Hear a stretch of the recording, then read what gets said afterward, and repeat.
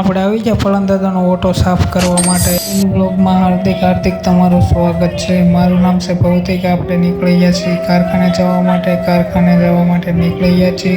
ચાલતા નીકળી ગયા છીએ। કારખાને પહોંચી ગયા હતા તો બધા ઈરાગસ્તા હતા। આપણે જોઈ લીધા, બધે ચા આવી ગઈ, ચા પી લીધી છે મિત્રો। બપોર પડી ગયું હતું, આપણે બનાવીને ગયા 50 શીરા। કારખાનેથી નીકળી ગયા હતા ઘેરે જવા માટે। ઘેરે પહોંચી ગયા તો જમવાનું હતું ત્યાર।